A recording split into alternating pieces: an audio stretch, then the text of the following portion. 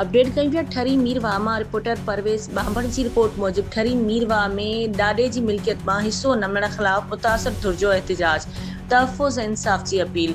ॾाॾे जी मिल्कियत मां पंहिंजे मरहूम वालिद जो हिस्सो न मिलण ख़िलाफ़ मुतासिर धुर पारां human rights protection forum Pakistan ज़िले खैरपुर हेठि ठरी मीरवा जी ऑफिस पहुची वॾे चाची ख़िलाफ़ एहतिजाज कयो। उन मौक़े ते ज़फ़र हुसैन वलद आशिक़ हुसैन जोगी, आसिफ़ अली वलद तैमूर अली जोगी दाहींदे चयो त हाजी रांझन जोगी पंहिंजे पुट सां गॾिजी खेनि मुबैना तौर घर मां निकिरण जूं धमकियूं ॾिनियूं ऐं चयो त आसिफ़ अली वलद तैमूर अली जोगी खे घर मां कढियो वञे, ॿी सूरत में घर ते कब्ज़ो कयो वेंदो। आसिफ़ अली जोगी जो चवणु हो त संदसि नंढपिण में ई वालिद तैमूर अली जोगी वफ़ात करे वियो हो, जंहिंखां पोइ हू पंहिंजे मामनि जे घर रहंदो रहियो।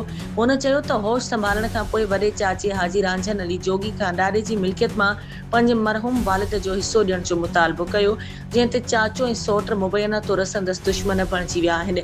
उन्हनि चयो त मिल्कियत में हिस्सो घुरण तां खेनि संगीन नतीजा भोगण जूं धमकियूं ॾिनियूं पियूं वञनि।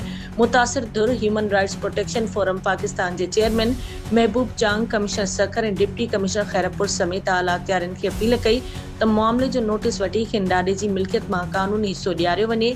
इंसाफ़ फराहम करण सां गॾु संदनि जान ऐं माल जो तहफ़्फ़ुज़ पिणु यकीनी बणायो वञे।